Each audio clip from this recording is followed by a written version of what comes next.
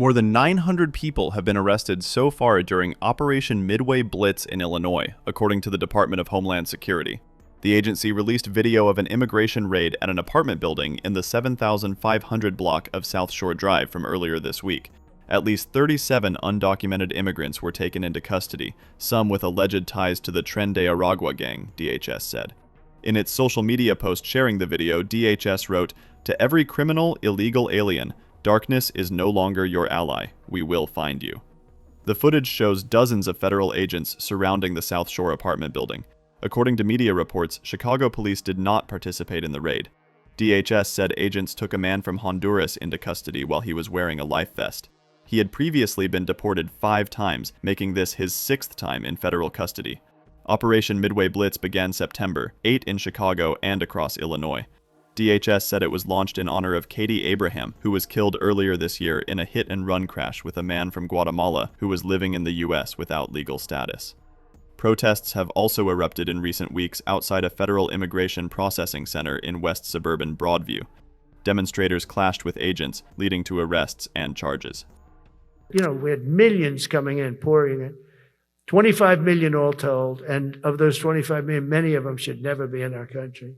They would take their worst people and their people from prisons and jail, and they'd put them in a caravan and they'd walk up. CNN was interviewing one person. "Oh, why are you coming? I want freedom." "Good. Were you in jail?" "Yes." "For what?" "Murder." He said, you had to see this anchor, a young woman. She's like, I couldn't believe. She'll probably lose her job, but because the left doesn't want to hear that. But we're running it based on common sense and based on love of our country. But I want to salute every service member who has helped us carry out this critical mission. It's really a very important mission. And I told Pete, we should use some of these dangerous cities as training grounds for our military, National Guard, but military. Because we're going into Chicago very soon. That's a big city with an incompetent governor, stupid governor, stupid. They threw him out of his family business. He was so stupid. I know the family. He becomes governor. He's got money. Not money that he made, but he ran for governor, he won, and now he criticizes us all the time. And last week they had 11 people murdered, 44 people shot. The week before that they had 5 people murdered, 28 people shot. Every weekend they lose 5, 6. If they lose 5, they're considering it a great week. They shouldn't lose any. You shouldn't lose any. This is civilization. And he's always up there saying, we're in very good shape. We don't need the military. No, they need the military desperately. How about Portland? Portland, Oregon, where it looks like a war zone. And I get a call from the liberal governor.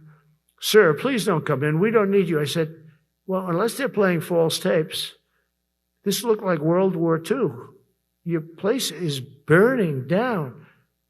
I mean, you must be kidding. "Sir, we have it under control." I said, you don't have it under control, Governor, but I'll check it and I'll call you back. I called her back. I said, this place is a nightmare. Probably, it's certainly not the biggest, but it's one of the worst. It's brutal. They go after our ICE people who are great patriots and tough job too, but they love it. They love it because they're cleaning up our country. And so you look at some of the things where they took over parts of Seattle. They actually took over a big percentage of Seattle. Think of that. You remember that. That was a while ago. And I sent in the troops and they were gone. As soon as I sent them in, when we send in the troops, if you have a real leader that says you got to do what you have to do, I put that out the other day. You got to do what you got to do because we don't want our people hurt as they stand by. I was watching during Biden, there were troops standing up like this, brave, standing up at attention, the way I should stand all the time. And I'm like this, and people are standing, and their mouth is this far away from their mouth, and they're spitting at them, and they're screaming at them. And that soldier standing there, he wants to knock the hell out of the person, but he's not allowed to do anything. So they just stand there and they get abused. And a woman was this far away from his face, and she starts spitting in his face, and he's not allowed to do anything. If it's okay with you, generals and admirals, I've taken that off. I say, They spit, we hit. Is that okay? I think so. They spit, it's a new thing. They spit, we hit. How about the cars, where the cars are coming out? They get brand new cars, Border Patrol, ICE, beautiful, nice new cars. And they're driving along, and they have to go through a gauntlet of rocks being thrown at the car. So here's this beautiful brand new car. By the time it goes 100 yards, it's destroyed.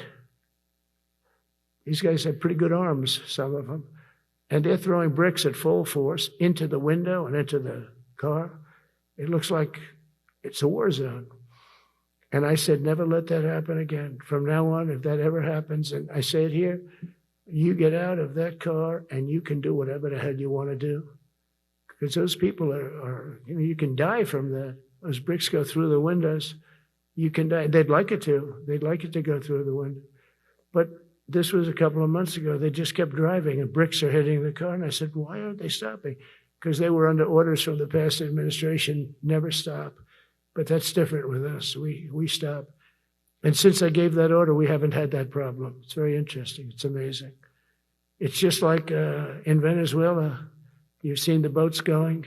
We can't find any more boats. They're carrying drugs, massive. Every boat kills about 25,000 people. That's what they have. They had fentanyl mostly and a lot of other drugs. And we take them out, and we've taken out 4. And it's on air.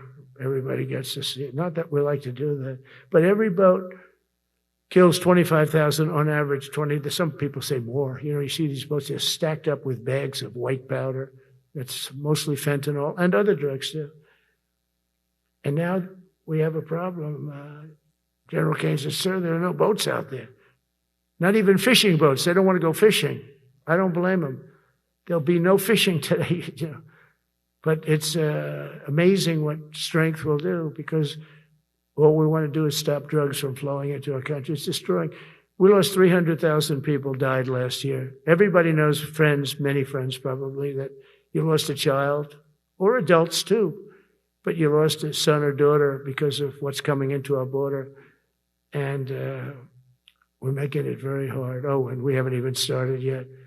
Last month I signed an executive order to provide training for quick reaction force that can help quell civil disturbances. This is going to be a big thing for the people in this room, because it's the enemy from within, and we have to handle it before it gets out of control. It won't get out of control.